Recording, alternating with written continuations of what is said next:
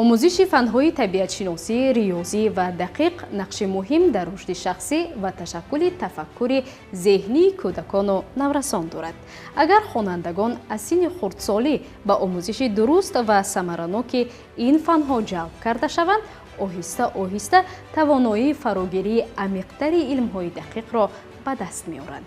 имрӯзҳо роҳбарияти давлату ҳукумати ҷумҳурии Тоҷикистон барои фароҳам овардани шароити мусоид ҷиҳати омӯзиши фанҳои дақиқ тамоми тадбирҳоро роҳандозӣ намудааст. бо вуҷуди ин, дар раванди таълим бахусус омӯзиши фанни физика, хонандагони мактабҳо ва омӯзишгоҳҳо бо мушкилиҳои гуногун рӯбарӯ мешаванд. аксар вақт нокофӣ будани шавқу ҳаваси онҳо нисбат ба фанни физика боиси коҳиши натиҷаҳои таълим мегардад.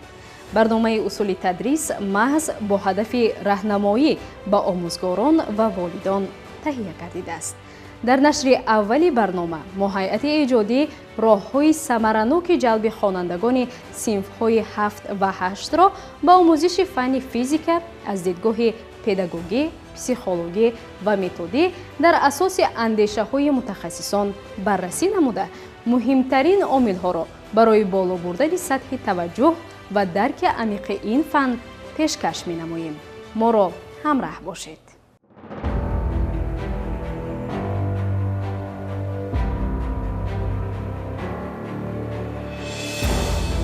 қабл аз он ки ба саволи чӣ тавр таваҷҷуҳи хонандагони синфҳои 7 ва 8-ро ба омӯзиши фанни физика ҷалб намоем посух гоҳем, моро зарур аст ки бидонем ки физика чист ва чаро омӯзиши ин фан дар Тоҷикистон аз синфи 7-ум оғоз мешавад. физика чист? физика илмест ки қонунҳо ва падидаҳои табиатро меомӯзад. он равандҳо ва ҳодисаҳои гуногуни оламро шарҳ дода, асосҳои ҳаракат, нерӯ, энергияи модда ва дигар падидаҳои физикиро таҳқиқ мекунад. мегузарем ба посухи саволи дигар ки чаро омӯзиши ин фан дар Тоҷикистон аз синфи 7-ум оғоз мешавад. таълими фанни физика дар муассисаҳои таълимии ҷумҳурии Тоҷикистон бо як қатор сабабҳои марбут ба хусусияти барномаи таълимӣ ва хусусиятҳои синну солии хонандагон аз синфи 7-ум оғоз мешавад.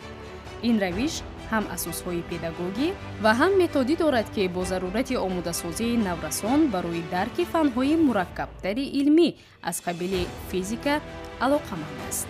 физика аз хонандагон талаб мекунад ки фикр карданро омӯзанд ва бо рақамҳо, формулаҳо ва диаграммаҳо кор карда тавонанд. дар синфи 7-ум онҳо малакаҳои асосии математикаро меомӯзанд ки барои дарки физика муҳим аст. хонандагони хурдсол, масалан синфҳои 1 то 6, барои фаҳмидани мафҳумҳои мураккаб ба мисли қувва, энергия ва суръат ҳамеша мушкилӣ доранд. бинобар ин омӯзиши барвақтии фанни физика на ҳамеша самарабахш аст.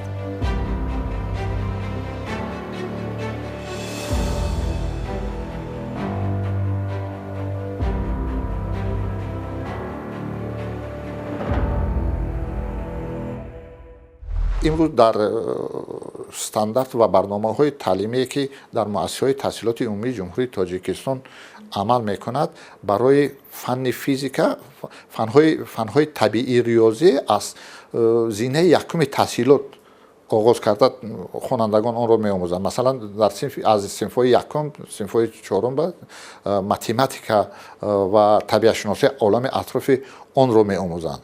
вале ин фанни физика бошад, танҳо аз синфи 7-ум оғоз меёбад. ба хотири чӣ? ба хотири он ки танҳо дар синфи 7-ум хонанда, синну соли хонанда барои омӯзиши ҳодисаҳои физикӣ, анализи синтез кардан ва арзёбӣ кардан ва дар баробари ин истифодаи донишҳои худро барои эҷод кардан ва барои ихтироъ кардани ихтироъкорӣ дар ҳаёти рӯзмарраи худаш танҳо дар синфи 7-ум онҳо мутобиқ мешаванд.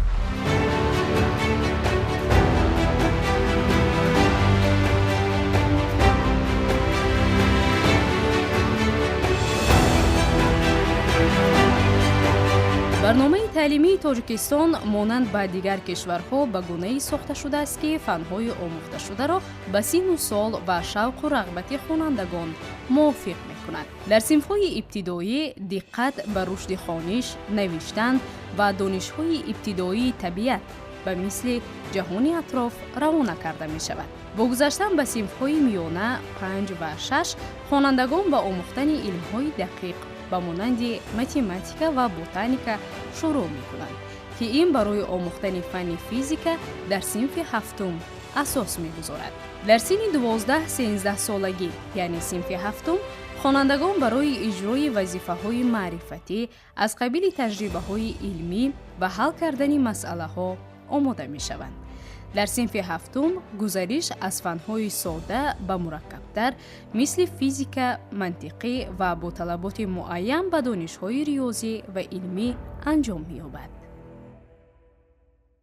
баъзан ҳолатҳое мешавад ки ҳолатҳое буд ки пешниҳод карданд ки физика аз синфи панҷум таҳсил дода шавад, лекин таҳлилҳо нишон доданд ки дар синфи панҷум ва шашум хонандагон ба зинаи дуюми таҳсилот, зинаи асосӣ ва иҳо мутобиқ мешаванд, яъне давраи мутобиқшавиашон ҳаст. ва дар ин ҷо танҳо фанни дар синфҳои панҷуми шашум фанни математикаро мехонанд ва аз синфи ҳафтум сар карда фанни математика ба ду қисм тақсим мешавад, ба алгебраю геометрия дар синфи ҳафтум ва анамин фанни алгебра, омӯзиши фанни алгебраю геометрия имконият медиҳад ки донишҳои физикиро хонанда ба осонӣ аз худ кунад.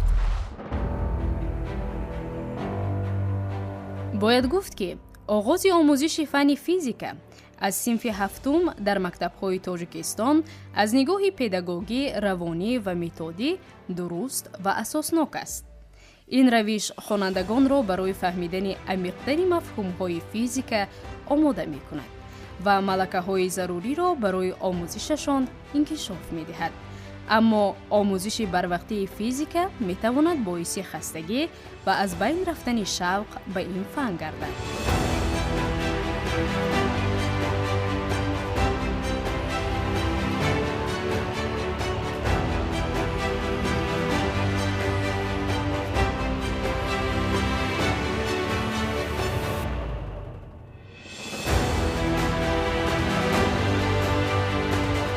аксар вақт омӯзгорон агарчи бо шавқу завқи тамом ва дониши комил доштан дар фанни физика ба хонандагон дарс гӯянд, вале ҳолатҳое ба мисли кам шудани таваҷҷӯҳи хонандагон ба ин фан бармало эҳсос мешавад. сабабҳои кам шудани таваҷҷӯҳ ба фанни физикаро мутахассисони соҳаҳои психология ва педагогика гуногун арзёбӣ мекунанд. набудани аёнияти дарсӣ, содаву осон накардани мавзӯи дарс аз ҷониби омӯзгор ё наовардани мисолҳо аз рӯзгори воқеӣ аз ҷумлаи омилҳои асосии кам шудани таваҷҷӯҳ ба фанни физика ҳисобида мешавад. вобаста ба тақсимоти фанҳо, онҳо ба ду гурӯҳ ҷудо мешаванд: гуманитарию фанҳои дақиқ. аз он бисёр маврид хонандагони мо аз омӯзиши фанҳои дақиқ метарсанд ки дастрас нест маводаш. дастрас ба он маъно ки яъне ки дар ҷараёни таълими ин фанҳо хусусиятҳои синнисолии хонандагон ба инобат гирифта намешавад. якум. дуюмаш ки худи ҳамун маводе ки ба онҳо омӯзоида мешавад бояд бо мисолҳои ҳаётӣ бояд ба онҳо фаҳмонида шавад. чунки зеро ҳар як пайдоиши формулаҳо ё ки ҳаракатҳои физикие ки ҳаст, ҳамаи онҳо дар гирди атрофи мо ҳамеша рӯй медиҳад. аз ин лиҳоз омӯзгорон бояд онҳоро бо ҳаёти ҳаррӯзаи ҳамун хонандагон алоқаманд намоянд. дар ин маврид дастрасии мавод низ осон мешавад ва дар худи хонандагон низ шавқ ба омӯзиши фанҳои дақиқ пайдо мегардад. барои он ки хонанда онҳо дар бораи онҳо дониши заминавӣ пайдо кунад ва фаҳмад ин ҳодисаҳоро дар асоси донишҳои гирифта я фаҳмиши худаш дониши худро дар амалият татбиқ карда тонад, дар асоси донишҳои гирифтаи худаш ҳодисаҳои табиатро таҳлил, анализ, арзёбӣ карда тавонад. дар ин асоси инҳо тавонад ки эҷод кунад, ихтироъ кунад. пеш аз ҳама бояд зарур ҳаст ки он ҳодисаҳоро ба чашми сари худ бинад, на ин ки назариявӣ омӯзад. агар яке аз мавзӯъҳои фанни физика барои хонанда нофаҳмо боқӣ монад, мавзӯъҳои минбаъда низ барои ӯ мушкил мешавад, зеро ин фан ба занҷираи қонуниятҳо ва пайдарпайии мантиқӣ асос ёфтааст. масалан, агар хонанда қонунҳои ҳаракатро хуб дарк накунад, фаҳмидани қонуни энергия ва механикаи ҷисмҳои сахт барои ӯ душвор мегардад. барои чӣ душворӣ мекашанд дар фанҳои табиӣ риёзӣ ёки гурӯҳи фанҳои дақиқ. Фанҳои дақиқ ва риёзӣ мавзӯъҳои онҳо чунон ба ҳамдигар пай дар пай алоқаманд мебошанд, ки агар ки дар сурате ки як мавзӯъро хонанда аз худ накунад, агар мавзӯъи дуюмро аз худ карда наметавонад. Масалан, дар забон адабиёти тоҷик агар ки хонанда адабиёти классикиро надонад, агар аз худ карда натавонад, душворӣ кашад, агар дар адабиёти муосир вай метавонад ки он адабиётро аз худ кунад. масалан, фирдавсиро ки надонест, метавонад ки лоиқро донад. масалан, ки бедилро ки надонест, метавонад ки турсунзодаро донад. дар фанҳои табиӣ риёзӣ ва илмҳои дақиқ инами мушкилот ҳаст. яъне ки хонанда агар ки мавзӯи имрӯзаро аз худ накард, вай дар оянда мавзӯъро барои аз худ кардани мавзӯъ душворӣ мекашад.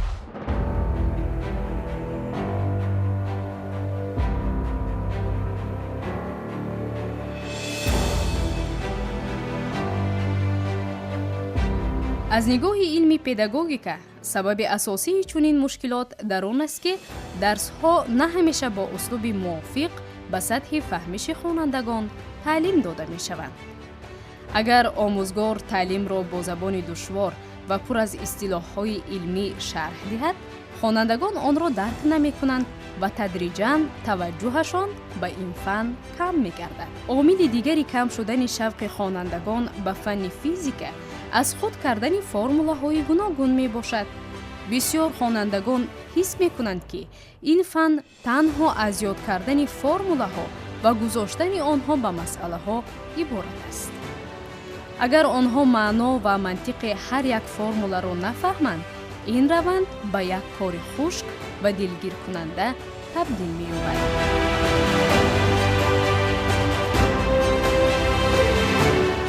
вақте ки қонуни Архимедро надонест, вай шарти шино кардани ҷисмҳоро дар физика намедонад, аз худ кардан наметавонад, вай мушкилӣ мекашад. ин аз як тараф. аз тарафи дигар фанни физика, фанҳои табиатшуносӣ, аз он ҷумла физика, химия, инҳо фанҳое мебошанд ки бевосита ба фанни математика, ба фанҳои дақиқ онҳо бисёр алоқаи зижи доранд. масалан, агар ки хонанда аз фанни математика дониши казоӣ надошта бошад, агар барои аз худ кардани илми физика вай бисёр душворӣ мекашад. ин аз як ҷиҳат. ва аз тарафи дигар омилҳои дигаре низ вуҷуд дорад, ки барои аз худ кардани илми физика ёки илмҳои табиатшуносӣ мушкилот эҷод мекунад.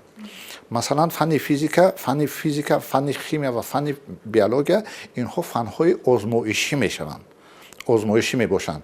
яъне инҳо ба ғайр аз он ки назариявӣ ҳастанд, инҳо азбаски онҳо ҳодисаҳои табиатро месунанд, раванди ҳодисаҳои табиатро меомӯзанд, инҳо ба илми математика, ба фанни математика бисёр марбут ҳастанд. хонандаро бисёр вақт зарур меёбад ки дар таҳлил кардани ҳодисаҳо, дар ҳалли мисолу масъалаҳо аз формулаҳои гуногун истифода барад ва дар раванди ҳисоб кардани бузургиҳо ва ҳисоб кардани дар раванди ҳисобкуниҳо вай маҷбур мешавад ки илми математикаро донад, яъне фанни математикаро донад. аз ҳамин хотир вай агар ки фанни математикаро ба пурраги сарфам наравад, вай мушкилӣ мекашад дар фанни физика. якчанд мушкилот инҷо номбар мекунем. якум, дарк накардани мафҳумҳо. фанни физика дар бораи равандҳо, чӣ хеле ки медонед, дар бораи равандҳо ва қонунҳои сухан мегӯяд ки на ҳамеша ба таври аёнӣ дида мешавад. масалан, тавоноӣ, суръат, қувва, фишор, гармӣ ва ғайраҳо ки ҳангоми омӯзиши назариявӣ ба хонандагон душворӣ меорад. душвории дигар дар он аст ки надоштани дониши математикии кофӣ.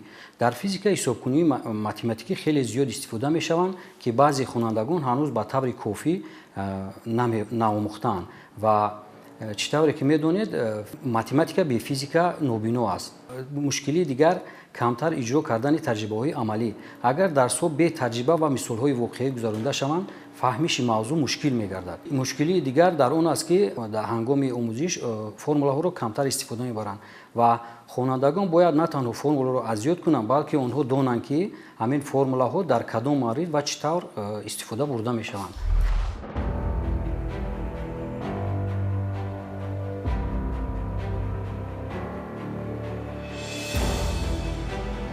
барои пешгирӣ аз ин мушкилот омӯзгорон бояд ба хонандагон на танҳо истифодаи формулаҳоро омӯзонанд, балки ба онҳо нишон диҳанд ки ин қоидаҳо чӣ гуна кор мекунанд ва чаро барои омӯзиш муҳиманд. масалан, дарк кардани формулаи F баробари ma, қонуни дуюми Ньютон, бо анҷом додани таҷрибаҳо ва мисолҳои воқеии рӯзмарра ба мисли ҳаракати велосипед ё партофтани тӯб метавонад ба хонандагон фаҳмиши амиқтар диҳад. мазмуни ҳар як фани тадрисшаванда он гуна сохта шудааст ки аз содда ба мураккаб, яъне ки аввал мавзӯъҳои аввалин соддатар, баъдан барои аз худ кардани мавзӯъҳои минбаъда яъне ки мураккабтар мегардад. барои ҳамин дар фани физика вақте ки фаҳмидани формулаҳо ё ки ҳалли масъалаҳо меоям, бисёр хонандагон камтар душворӣ мекашанд.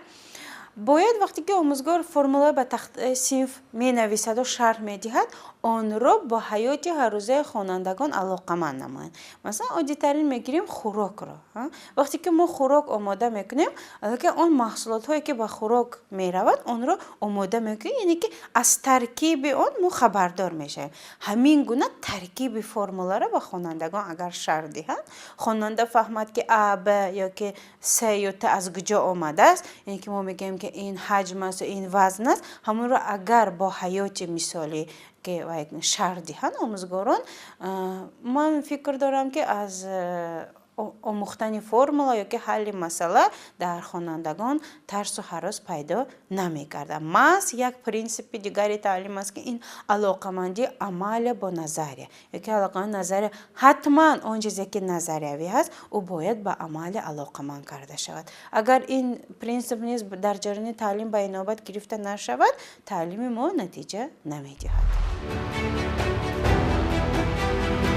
тавре равоншиносон мегӯянд, барои хонандагон аз худ кардани формулаҳо дар он ҳолат душворӣ пеш меорад ки ба маънӣ ва мафҳуми онҳо сарфаҳм нараванд.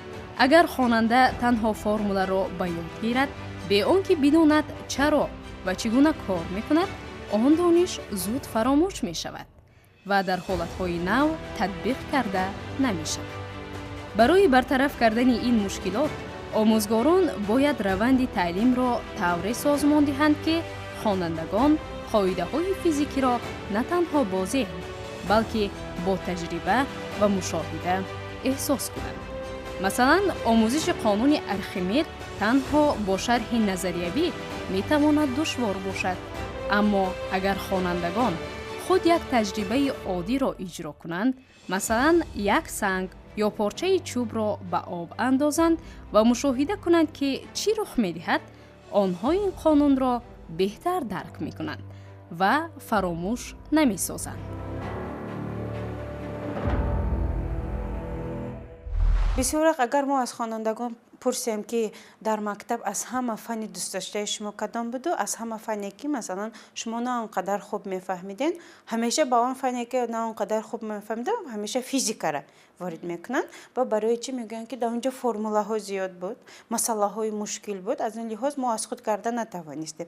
дар инҷо гап дар сари формула ё ки гап дар сари масъала намерояд, гап дар сари ки худи фанро чӣ гуна тадрис кардан.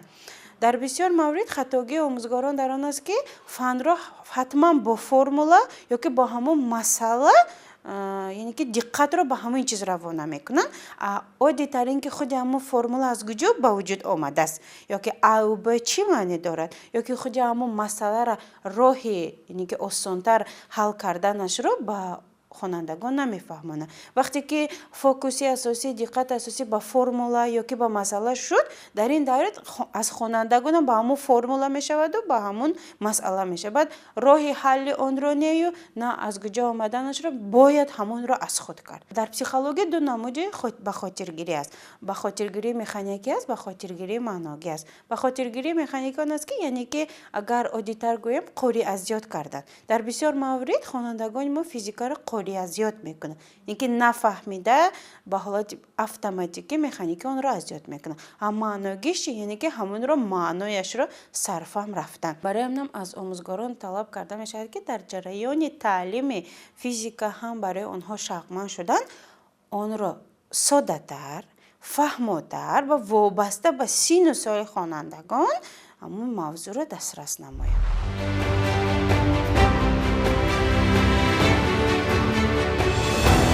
ҳамзамон муҳити таълимӣ ва муносибати омӯзгор низ дар раванди таълим нақши басо муҳим мебозад. агар хонандагон эҳсос кунанд ки омӯзгор ба фикру саволҳои онҳо аҳамият медиҳад, барои фаҳмидани мавзӯъ вақт ҷудо мекунад ва бо усулҳои шавқовар меомӯзонад, онҳо нисбат ба фан ҳавасмандтар мешаванд. баръакс, агар дарсҳо якранг ва пур аз ҳисобҳои механикӣ бошанд ё ин ки фаъолмандии омӯзгор кам эҳсос шавад, шавқи хонандагон ба фанни физика коҳиш меёбад. тамоми ҳодисаҳое ки дар табиат рух медиҳад, хонанда якум дар асоси таксономияи арзёбии Блум, хонандагони имрӯзаи мо дониш ва фаҳмиш доранд. яъне ҳодисаҳои оид ба ҳодисаҳои табиат дониш доранд, ба онҳо сарфаҳм мераванд. лекин гап дар он аст ки мушкилот дар он аст ки қисман хонандагони мо онҳоро татбиқ карда метавонанд. яъне аз ҷиҳати дониши назаравӣ хонандагони муассисаҳои таҳсилоти умумии ҷумҳурии Тоҷикистон хело пешрафтаанд. онҳо донишҳои назаравиро ба пуррагӣ медонанд. фақат мушкилот дар он аст ки анамин дониши худро дар амал татбиқ карда наметавонанд. қисман татбиқ мекунанд ва ҳодисаҳои физикиро таҳлил, анализ ва синтез карда арзёбӣ намуда дар ҳаёти худашон барои дар ҳаёт истифода кардани онҳо, эҷод кардани онҳо, ихтироъ кардани ҳамин дар асоси ҳамин ҳодисаҳо нигаронда шуда онҳо мушкилот мекашанд. мутахассисон бар он назаранд ки омӯзиши фанни физика барои хонандагони синфҳои 7 ва 8 аз он сабаб мушкил мегардад ки онҳо дар омӯзиши фанҳои фундаменталӣ саҳлангорӣ кардаанд. барои мисол, фанҳои табиатшиносӣ бевосита ба фанни математика алоқамандии зич дорад. агар хонанда дар синфҳои поёнӣ илми математикаро ба хубӣ аз худ накарда бошад, омӯзиши фанни физика хоҳ нохоҳ барояш мушкилӣ ба бор меорад ва боиси кам гаштани шавқу рағбат ба ин фан мегардад.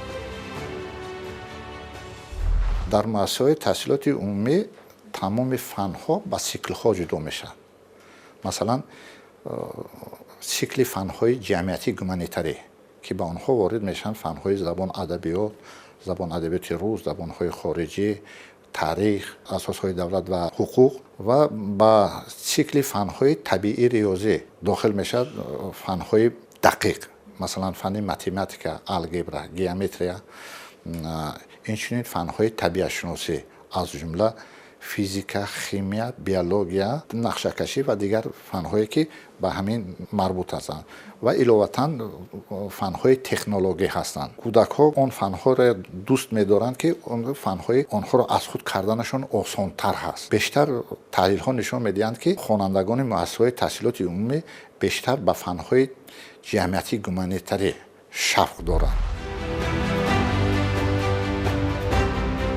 илова бар ин, равоншиносон таъкид мекунанд ки рушди тафаккури мантиқӣ ва қобилияти абстрактии хонандагон дар сину соли 12-14 солагӣ ҳанӯз комилан ташаккул наёфтааст. физика бошад фанни назариявиест ки барои дарки он малакаи тафаккури мантиқӣ ва абстрактӣ лозим аст.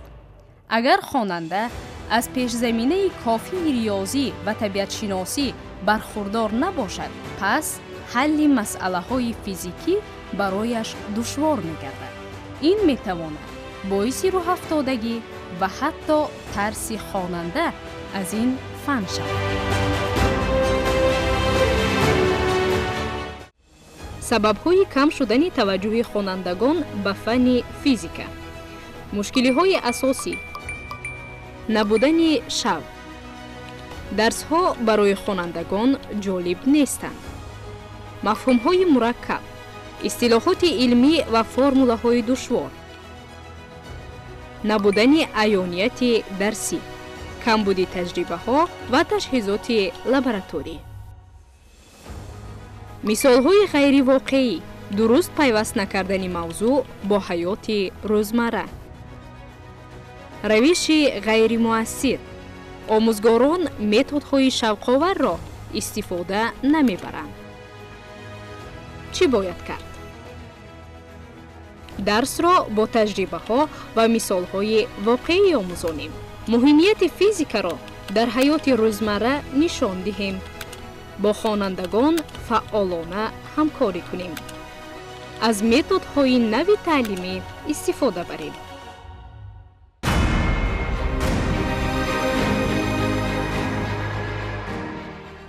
тамошобинони гиромӣ, мо омилҳо ва равандҳоеро ки боиси коҳиш ёфтани шавқу хоҳиши хонандагони синфҳои 7 ва 8 ба омӯзиши фанни физика мегарданд, аз дидгоҳи педагогиву психологӣ таҳлилу баррасӣ намудем. барои мо аллакай маълум аст ки хонандагон дар раванди омӯзиши фанни физика аз ҷиҳати равонӣ кадом ҳолатҳоро аз сар мегузаронанд, бо кадом мушкилот дучор мешаванд ва кадом усулҳои педагогӣ ва психологиро омӯзгор бояд дар бартараф кардани ин ҳолатҳо истифода намояд. аммо ин ҳанӯз кофӣ нест. аз ҷиҳати методикаи таълими фанни физика чӣ кор кардан лозим аст? мо ин ҷониби масъаларо низ ба таври бояду шояд баррасӣ хоҳем кард. яке аз масъалаҳои асосие ки омӯзиши фанни физикаро барои хонандагон душвор мегардонад, интихоби дурусти усулҳои таълим аст. агар омӯзгор аз усулҳои анъанавӣ ки бештар ба ҳифз кардани маълумот такя мекунанд истифода барад, эҳтимоли он зиёд аст ки хонандагон дар фаҳмиши мавзӯъҳо мушкилӣ кашанд ва ба фан камтар таваҷҷӯҳ зоҳир намоянд. барои ҷалби таваҷҷӯҳи хонандагон ба омӯзиши физика, омӯзгорон бояд методҳои интерактивӣ, таҷрибаҳои амалӣ ва технологияҳои таълимии муосирро бештар истифода баранд. масалан, гузаронидани озмоишҳои сода, истифодаи моделҳои аёнӣ ва барномаҳои компютерӣ метавонанд дар фаҳмидани қонунҳои физикӣ кӯмак расонанд. дар мактабҳо ба ҳамамо муайян аст ки хонандагон хеле теъдодашон зиёд аст. баъд ин барои омӯзгорон як сарборӣ зиёд аст ки яъне ки як мавзӯъро барои 20 нафар не 40 нафар дастрас карда фаҳмонида тавонистанд.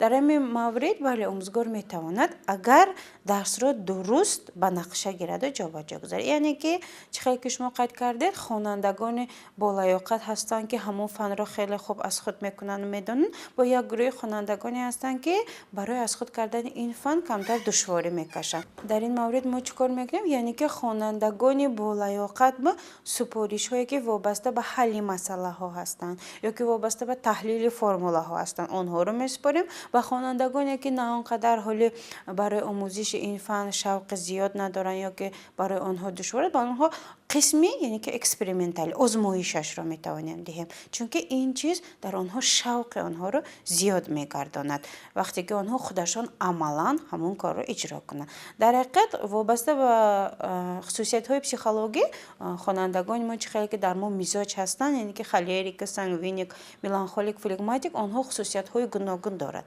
як гурӯҳи кӯдаконе ҳастанд ки сухан кати хеле хуб аз худ карда метавонанд. як гурӯҳи кӯдаконе ҳастанд ки то дар амал иҷро накунанд میکنن خودشون همون چیز رو درست وای کردن. برای همینم آموزگاران وقتی که در جریان تعلیم یکم دوم درساده باید خوانندگان خود را خوب آموزند.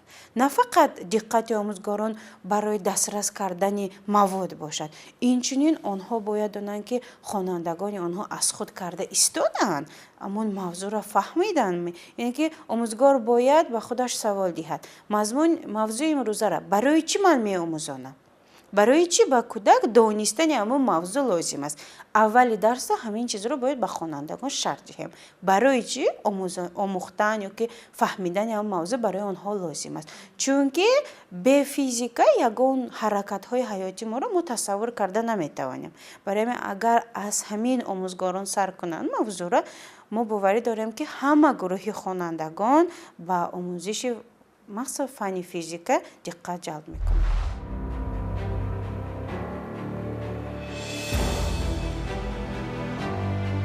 از جانب وزارت معارف و علم جمهوری تاجیکستان و واحدهای زیرساختاری آن برای آموزگاران از جمله آموزگاران فنی فیزیک دستورها و راهنماهای تعلیمی آماده گردیدند که در اساس اصول با صلاحیت تعلیم تهیه گردیده جهت آسان‌تر گردانیدن کار آموزگار نمونه خوب می باشند. اما اکثرا آموزگاران به خصوص آموزگاران دهات برای گذرانیدن تجربه های عملی از نداشتن تجهیزات ضروری و یا لابراتوریه ها می گویند. لیکن متخصصان در این مورد نظری دیگر دارند و استفاده تجربه های عملی ساده و آسان را مفید می شمارند.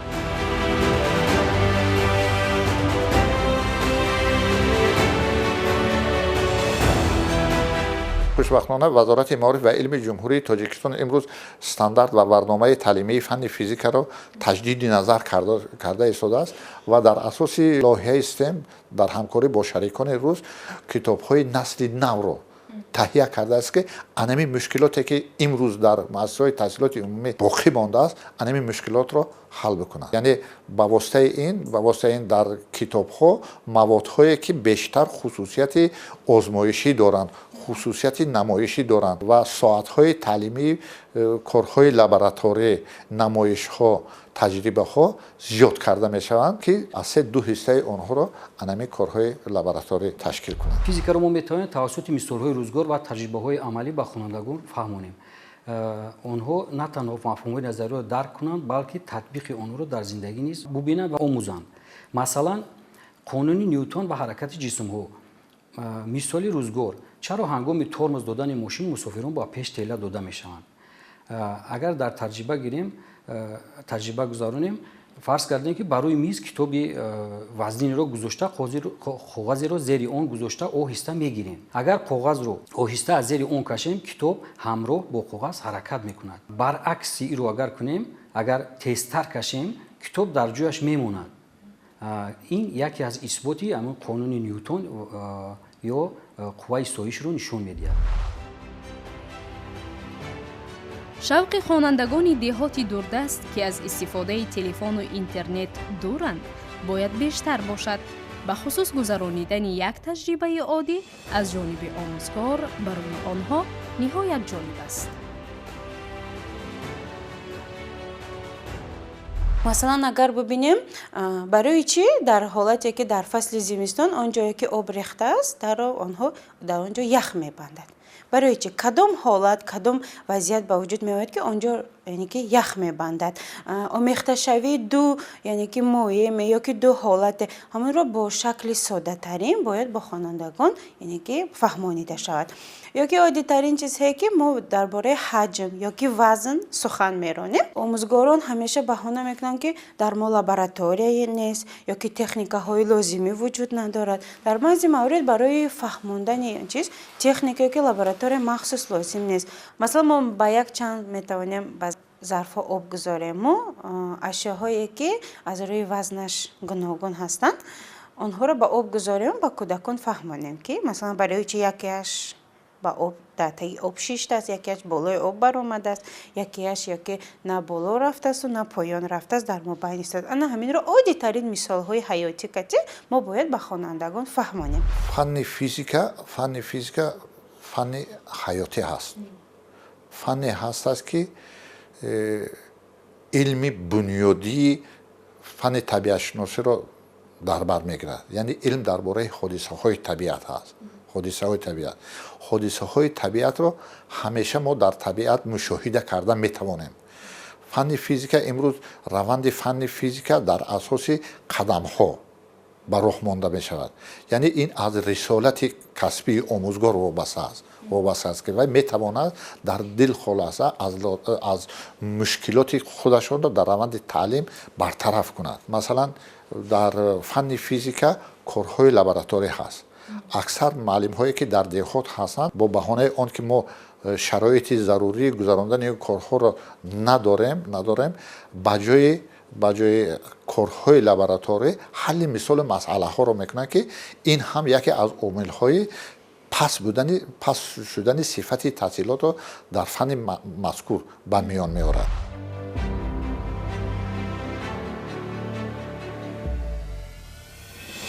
илова бар ин омӯзиши фанни физика бояд ба ҳаёти воқеии хонандагон бештар алоқаманд карда шавад. агар ба онҳо шарҳ дода шавад ки қонунҳои физикӣ дар ҳаёти рӯзмарра чӣ гуна истифода мешаванд, масалан дар нақлиёт, технологияи мобилӣ ё варзиш, шавқу рағбати онҳо ба ин фан боз ҳам бештар мегардад. масалан фишор ва истифодаи он дар зиндагӣ. мисоли рӯзгор ин чаро корди тез, мисол корчаи тез сабзавоту меваро хубтар мебуранду вале корди кунд не. таҷриба мо метавонем ин таҷрибаро гузаронем. бо ду коғази ғафс ва тунук сурух мекунем, мушоҳида мекунем ки сӯзани тез ба осонӣ медорад вале сӯзани кунд ба мушкилӣ дучор мешавад, яъне мушкилӣ пеш меорад. ин таъсири фишорро бузурги яъне фишор, яъне ки вақте мо мезем ин таъсири ҳамон фишорро нишон медиҳад. мисоли дигар қувваи шиддат ва пули ресмонӣ. яъне дар бораи қувваи шиддат агар пули ресмонӣ мо ҳаёт гирем, мисоли рӯзгор фарз кардем чаро пулҳои овизон метавонанд бори зиёдро бардоранд, яъне купрукҳое ки ба ресмон сохтанд масофаи дурро дар дур ҷойгир шуданд вале бори вазинро мебардоранд. таҷриба ду курсиро гиред ва ресмонро байни онҳо бандед. ду курсиро мегирем ва дар байни онҳо ресмон мебандем, ҷисмҳои гуногунро дар байни ресмон овизон мекунем ва мушоҳида мекунем ки чӣ тавр қувваи ресмон бори вазинро мебардорад. инам як мисол аз қувваи шиддат ва пули ресмонӣ мебошад. корҳои лаборатории фанни физика як мавзӯъ ҳаст, муайян кардани зичии ҷисмҳои сахт. дар ҳамин ҳолат дар деҳот омӯзгор чӣ бояд кунад? агар омӯзгоре ки таҷрибаи педагогиш бой бошад, рисолати касбии он рушд ёфта бошад ва соҳиб таҷриба бошад, аз ин мушкилот ба зудӣ баромада метавонад. масалан вай мегирад як ҷисми сахте ки он дар шакли фигураи геометрӣ бошад, масалан шакли параллелопипед дошта бошад. шакли параллелопипед масалан собун буда метавонад. мисол мегирем порчаи тахтае буда метавонад ки онро омӯзгор гирифта ҳаҷми онро ҳисоб мекунад дар асоси донишҳои геометрӣ ҳаҷми параллелопипедро мегирад, яъне ки дарозии бар баландишро чен мекунад ба воситаи хаткашак, ба воситаи метр, ба воситаи асбобҳои дарозиро чен мекунад ва онро дар тарозу бармекашад, яъне бармекунад, вазни онро меёбад. дар асоси вазни он ва ҳаҷми он зичиша осонакак меёбад. яъне ба ин ягон гуна таҷҳизоти физикӣ зарурат намебиёд. ҳамин гуна корҳои лабораторие ки дар раванди таълими физика ҳастанд бисёр ҳаст. наврасон одатан ҳамон маълумотеро тезтар ба хотир мегиранд агар он дар гурӯҳҳо иҷро шуда бошад. кори гурӯҳӣ бо ҳамсинфон дар баробари беҳтар кардани сифати таълим, инчунин дар рушди тафаккури зеҳнии хонандагон таъсир расонида, дар онҳо малакаҳои озодбаёниро ташаккул медиҳанд. масалан ҳолатҳое мешавад ки масалан дуд ҳаст ё ки анамон ҳолати дуда мо бояд чӣ гуна худро یعنی که خلاص نمایم حالت مثلا عادی‌ترین لطه تر را استفاده بردن جایی که من دود با ما دسترس میشه اونها رو محکم کرد عادی‌ترین چیزهایی هستن که اونها رو فقط سخن کردن اون رو در عمل نشان دادن چون که یکی از پرینسیپ های طلایی تعلیم هم است که این پرینسیپ عیانیت است اون چیزی که ما میشنویم تنها 10-20% به خاطر میگیریم اون چیزی که در عمل اجرا میکنیم اون رو ما تا حتی 80% رو به خاطر گرفته میتوانیم برای اگر همون بازی های اینتراکتیوی یعنی که عمل کردن رو طلب میکنن استفاده شود خیلی خوب میشه نیروی الکتریک و باتری ها فرض کردیم چرا لامپای چرا با پیوست کردن دو نقل منبع جریان فروزان میشود تجربه رو میتونیم این طور گذارونیم با استفاده از باتری ولتمتر نقل ها و لامپای خورد یک زنجیر عادی الکتریکی رو میسازیم تا خوانندگان ببینند که چطور جریان الکتریک لامپا رو فروزان میکند این نیروی الکتریکی به این موضوع ربط دارد موضوع دیگر فرض کردیم قانون ارخیمد و شینو کردن جسم ها مثال روزگار چرا کشتی ها با آب وقتی که کشتی ها شینو میکنن با آب غرق نمیشن ولی سنگ با آب غرق میشود تجربه یک دونه پلاستیرین رو میگیریم و وقتی اون رو در آب میگذاریم غرق میشود اکنون همون پلاستیرین رو میگیریم و به شکل قایق تبدیل میدیم و در روی آب میگذاریم میبینیم که پلاستیرین شینو میکند تجربه دیگر اپتیکا و انعکاس نور مثال روزگار چرا ما تصویر خود رو در آینه میبینیم تجربه رو میتونیم این طور گذاریم با استفاده از آینه و فروزانک تلفن موبیلی یک تجربه انعکاس نور گذرانید که در آن خوانندگان ببینند که چطور نور با آینه برمیخورد و شکست روشنایی روی میدهد یعنی همین تجربه رو میتونن دلخواه خوانندگان در خانه و در سیمفخانه میتونن که اجرا کنن و این قانون شکست روشنایی در اینجا تطبیق می شود یعنی نشان داده می شود همزمان بازی‌های اینتراکتیوی نیز می‌توانند برای خوانندگان مفید باشند زیرا یک شکل سنجیده شده از خودنمایی معلومات ضروری این تبدیل آن به بازی‌ها میباشد امروز با رشد علم و تکنولوژی و اینترنت نوارهای گوناگون برای باز هم بهتر کردن روند آموزش فن فیزیک از جانب متدیستان و آموزگاران کشورهای مختلف در شبکه‌های اجتماعی نشر می‌شود اما باید آموزگاران نیز در برابر این نوارهای توصیوی ملکه ایجادی خود را رشد دهند اندیشه متخصصان ساحه پسیخولوژی پداگوژیکا و متدیکا نیز ثمرانok بودن بازی‌های اینتراکتیوی را تصدیق می‌نماید یکی از طلبات‌های زمان معاصر به درس این استفاده متدهای اینتراکتیوی است یا که بازی‌های گوناگون تعلیمی یا که بازی‌های دیداکتیکی است نه فقط در فن‌های گومانیتار محض در فن‌های دقیق لازم می‌آید که استفاده بازی‌ها یا که متدهای اینتراکتیو برای چه چون که شوق خوانندگان در آن وقت پیدا می‌شود که وقتی که آنها گروه کار می‌کنند یا که هر یک خواننده فکر و اندیشه خود را ناوابسته از اینکه درست است یا که خطا است بیان می‌کنند یعنی که فردیت هر یک خواننده معین کرده می‌شود در جریان این بازی‌ها برای استفاده بردن آنها محض در فن‌های دقیق اینکه پیشنهاد میشه یا که مصلحت داده میشه برای چون که فن‌های شیمی فیزیک یا که بیولوژی این فن‌های هستند که خودش ساختن دشوار هستند و برای آنها را سبک کردن آسان‌تر فهم‌تر کردن ما موادهای اینتراکتیوی را باید استفاده بریم هر یک فن را آموزشش را چگونه از خود کردن خواننده به ایجادکاری آموزگار وابستگی دارد برای همین آموزگاران شرط و ضرور است که نه فقط متن را خوانده دادن یا که آن را تنها به دستگاه کشانیدن مثلا آنها را در شکل‌های گوناگون وابسته به حیات همروزه علاقمند کرده بازی‌های گوناگون را تشکیل نمودن عادی‌ترین همون آن موادهایی که استفاده برده می شود آنها را همه روز ما در حیات خودمان یافته می توانیم آن را دسترس کرده با خوانندگان اکسپریمنت های گوناگون گذراندن ممکن حتی اصول دیگر اصول ویزوالی یعنی عیانی می باشد استفاده ویدیوهای انیماسیونی برای نشان دادن قانون و روندهای فیزیکی خیلی تاثیرگذار می باشد تصویرهای عیانی و دیاگرام می توانند فهمیش رو آسان‌تر کنند اصول دیگر اصول بازی می باشد метавонем усули бозиро истифода барем.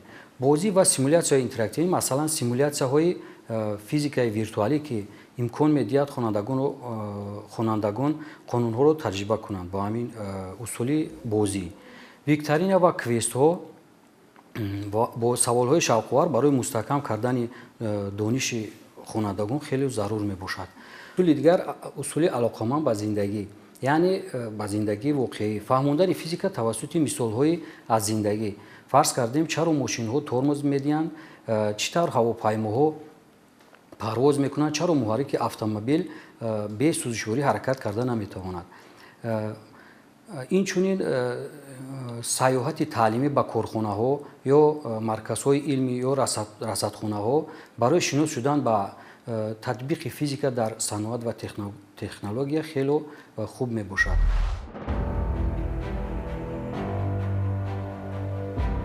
шавқовар намудани фанни физика танҳо бо гузаронидани таҷрибаҳо ва бозиҳои интерактивии таълим маҳдуд намегардад. алалхусус истифодаи моделҳои 3D ё видеоҳои таълимӣ дар раванди таълими фанни физика муҳити бисёр мусоид ва созгортареро ҳам барои омӯзгор ва ҳам барои хонанда фароҳам меорад. зеро он чизеро ки хонанда дар амалия дида наметавонад, метавон онро ба воситаи наворҳои омӯзишӣ намоиш дод, то ин ки боиси рушди ҷаҳонбинии кӯдак гардад.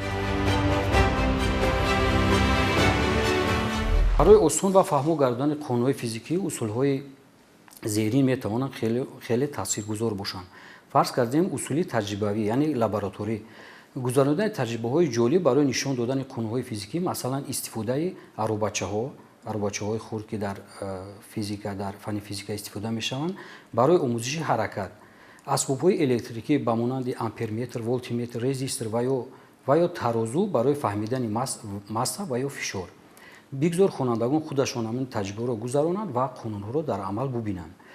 усули дигар усули визуалӣ аёнӣ аст.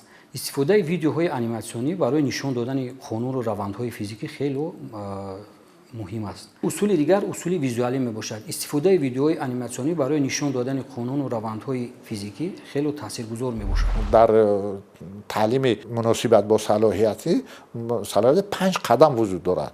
яъне хонандаро пеш аз ҳама ба мулоҳизаронӣ водор мекунем. хонанда мулоҳиза меронад. дар раванди мулоҳиза ронданаш вай мушоҳида мекунад. ҳодиса масалан дар илми физика боса ҳодисаҳоро мушоҳида мекунад. дар асоси мушоҳидаҳои худаш дар оид ба ҳамон ҳодиса хулоса мебарорад ва хулосаи худро дар амал татбиқ мекунад ва баъд аз ба амал татбиқ кардан вай дар асоси ҳамин хулосаҳои вай эҷод мекунад.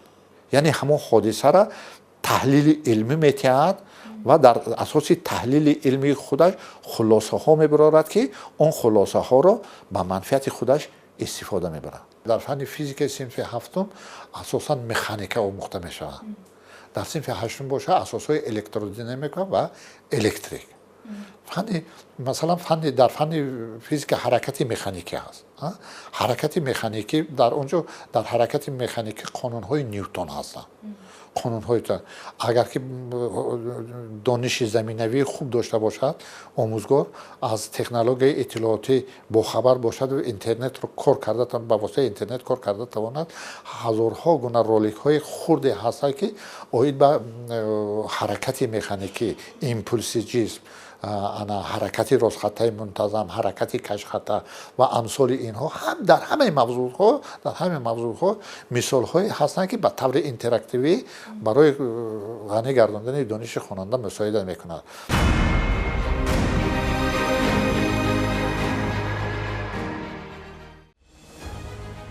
чӣ тавр хонандагонро ба омӯзиши фанни физика ҷалб кунем? роҳҳои самаранок.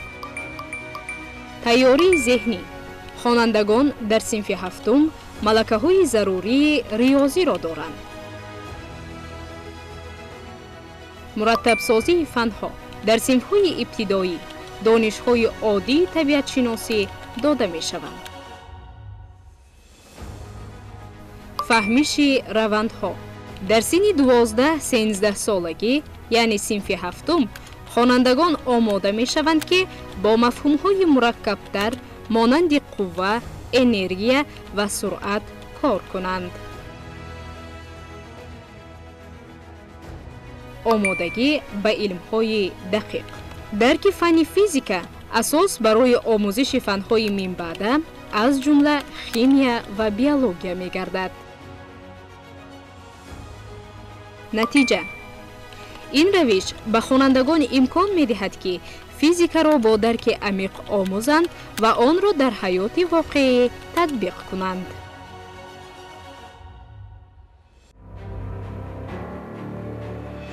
имрӯз техника ва технологияи муосир барои омӯзгорон дастёри хуб шуда метавонанд. барои мисол, вобаста ба мавзӯъ, агар мо таҷрибаи амалӣ, бозиҳои интерактивӣ ва наворҳои омӯзиширо дар торнамои интернет ҷустуҷӯ намоем, намунаҳои зиёдеро пайдо карда метавонем. биёед чанд озмоиши сода ва ҳаётиро ки ба фанни физика марбут ҳастанд ва онҳоро метавон ҳатто дар шароити хона гузаронид, якҷо бибинем.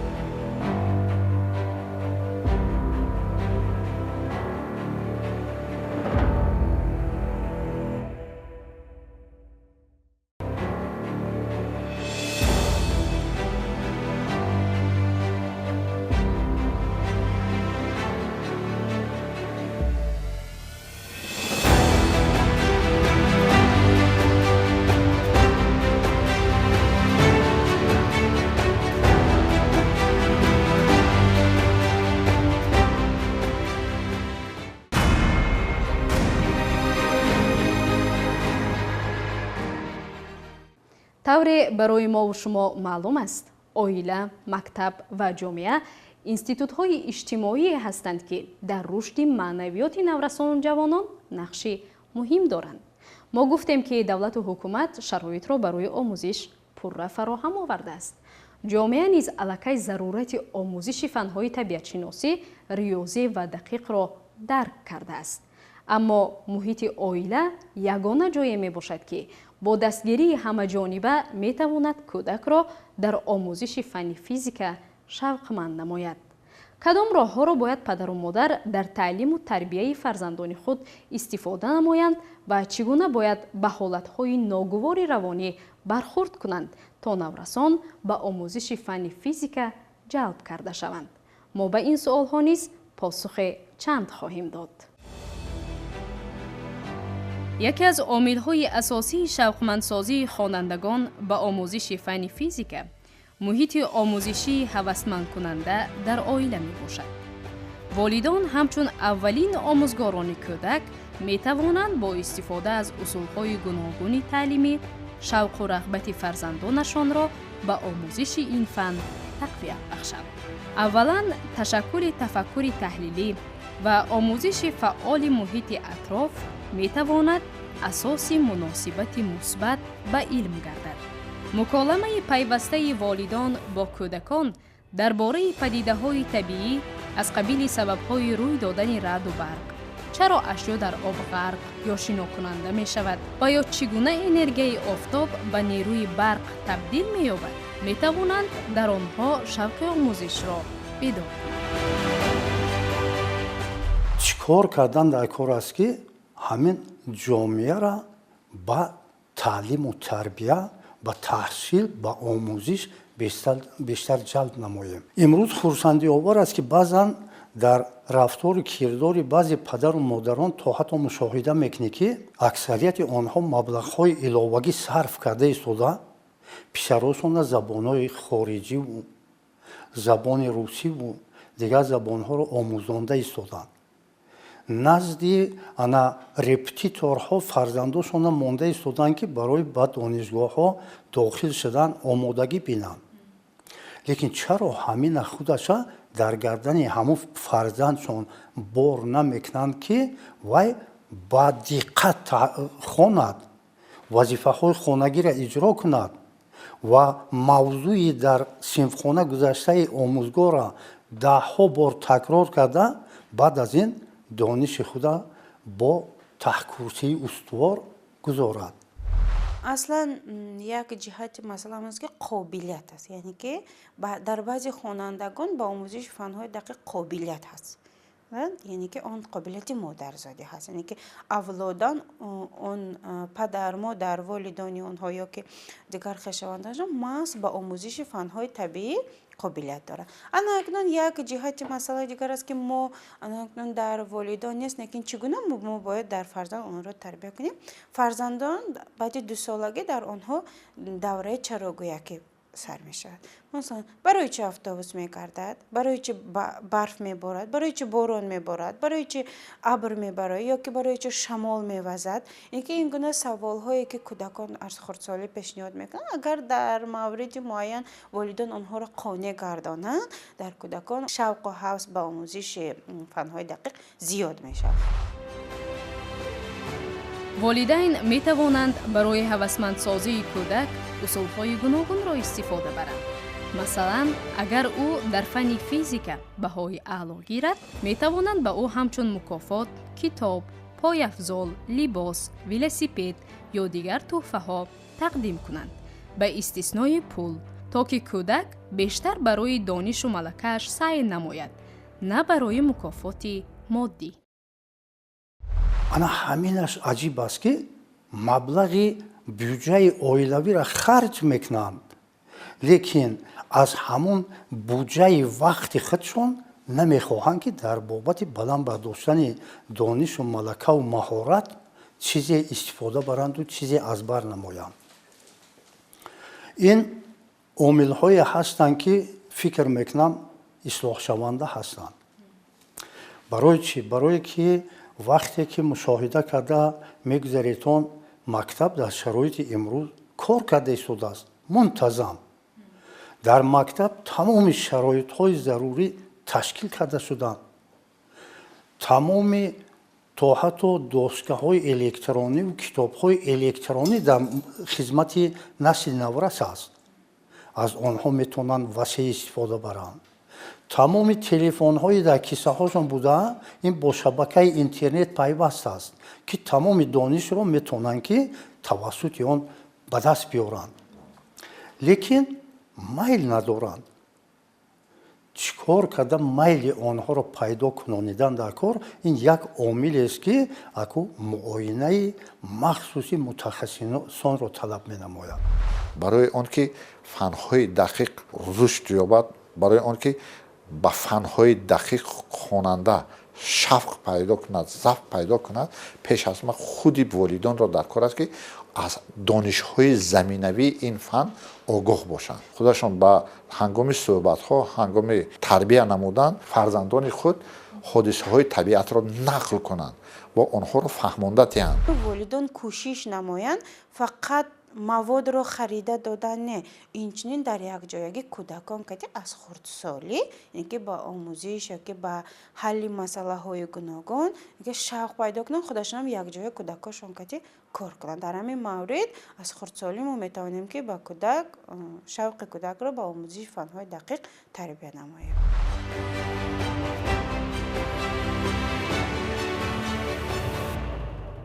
илова бар ин дар муҳити оилавӣ метавон озмунҳои гуногуни фаннӣ байни фарзандон ташкил кард чунин озмунҳо на танҳо шавқу рағбати онҳоро ба илм зиёд мекунанд балки малакаи рақобатпазирӣ зеҳнӣ ва эҷодкориро низ рушд медиҳанд масалан ҳар ҳафта як мавзӯи мушаххас интихоб шуда ҳар як фарзанд бояд дониш ва маҳорати худро дар он фан нишон диҳад барои пирӯзон бошад метавон ҷоизаҳоеро интихоб кард ки дониш ва рушди шахсиятии онҳоро тақвият мебахшанд мисли китобҳои илмӣ асбобҳои омӯзишӣ ё сайёҳат ба ҷойҳои таърихӣ ва осорхонаҳо ё ин ки экскурсияҳои илмӣ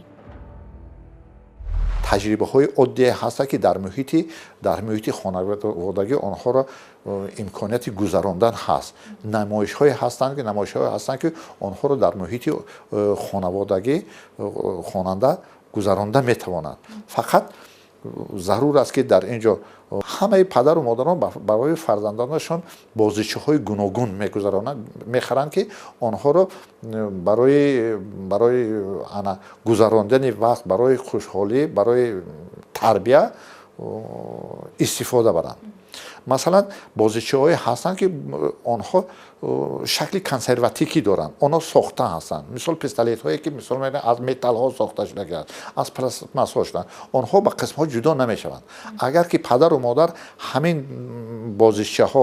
бозичиҳое ки мисол мегирем хусусияти конструксионӣ доранд хусусияти сохтан доранд бихаранд агар хонанда яке кӯдакҳои онҳо насли наврас нисбат ба ҳамон бозичиҳо яъне сохтану тартибашу дохилашу ёша завқ пайдо мекунанд бинед ки дар бисёр вақте ки бозичаро волидон ба кӯдакон мехӯранд онҳо баъд аз он ки каме бозӣ мекунанд онҳоро мешикананд ба кадом хотир мешикананд ба хотири он мешикананд ки онҳоро ба қисматҳо ҷудо кунанду донанд ки дар дохили он чӣ ҳаст масалан мо вақте ки кӯдак будем бештар андеша мекардем вақте ки радиоро гӯш мекардем андеша мекардем ки дар даруни ин кӣ ҳаст ки гап мезанад чӣ хеле одам метавонад ки дар даруни он ворид шаваду сухан бигӯяд яъне таваҷҷӯҳи мо нисбат ба радио бештар мешуд мо мехостем ки ҳамин радиоро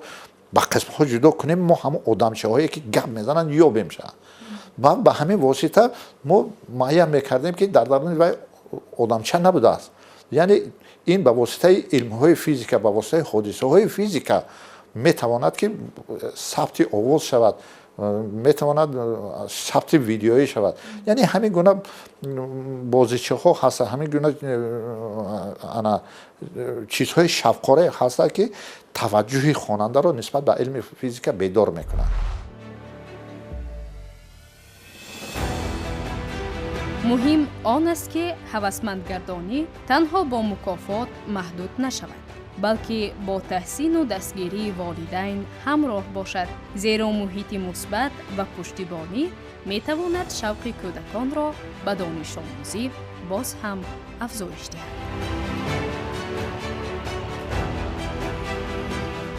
муассисаҳои таҳсилоти миёнаи умумӣ, ибтидоии касбӣ, миёнаи касбӣ, олии касбӣ ҳам ҳамин тадбирҳоеро андешидан дар кор аст ки ҳамин барномаи фаъолияти инноватсионӣ натиҷанок гардад. имрӯз хонандагон тавонанд ки чизе дар соҳаи дар ягон самте пешниҳод намоянд ки боиси пешрафти ҳосилнокии меҳнат, боиси афзудани даромад ва беҳтар шудани дараҷаи зиндагонии мардум гардад. ана ҳамин чизоро агар ки мо имрӯз тонем ки ба шуъури насли наврас расонем, мо тавонем ки онҳоро аз ин оҷизӣ берун созем, фикр мекунам ки дар таълиму тарбияи насли наврас, дар омӯзиши фанҳои табииву дақиқу риёзӣ як чизи хубе ба даст дароварда метавонем. муҳимтарин унсури ин раванд ин тарбия ва ташаккули муҳити мусбат барои омӯзиш мебошад. дастгирии ҳамаҷонибаи волидон, таъмини фазои омӯзишии мусоид ва ҳамоҳангии равандҳои таълимӣ байни оила ва мактаб метавонанд асоси устувори рушди маърифатии хонандагонро фароҳам оваранд.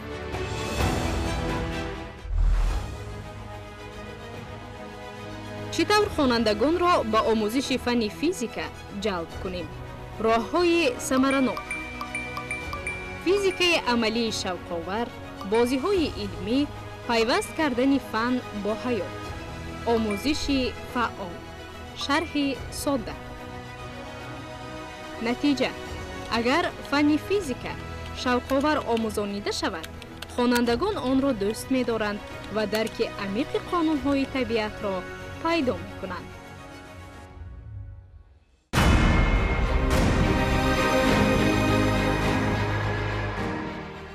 тавре дар барнома баррасӣ намудем, омӯзиши фанни физика на танҳо дониши хонандагонро дар бораи қонуниятҳои табиат ғанӣ мегардонад, балки тафаккури мантиқӣ ва маҳорати таҳлилиро низ инкишоф медиҳад. аз ин рӯ барои ҷалби бештари хонандагон ба ин фан, омӯзгорон бояд аз усулҳои интерактивӣ, таҷрибаҳои амалӣ ва мисолҳои воқеии рӯзмарра бештар истифода намоянд. бинандагони гиромӣ, барномаи усули тадрис барои омӯзгорон ва волидон раҳнамоест барои расидан ба ҳадафи асосӣ – рушди шавқу ҳаваси хонандагон ба илм. омӯзиши дуруст ва самараноки фанҳои дақиқ, хусусан физика, метавонад барои насли оянда дар заминаҳои ихтироъкорӣ ва кашфиёт шароити мусоид фароҳам орад. омӯзгорон ва падару модарони гиромӣ, агар мехоҳед ки ба саволҳои шумо мутахассисон аз нигоҳи илми педагогика, психология ва методика посух гуфта бошанд ё хоҳиши иштирок дар барномаи усули тадрисро доред, бо рақамҳои зерин тамос бигиред ё тариқи WhatsApp ва Telegram ба мо муроҷиат намоед. то барномаҳои баъдӣ саломату сарбаланд бошед.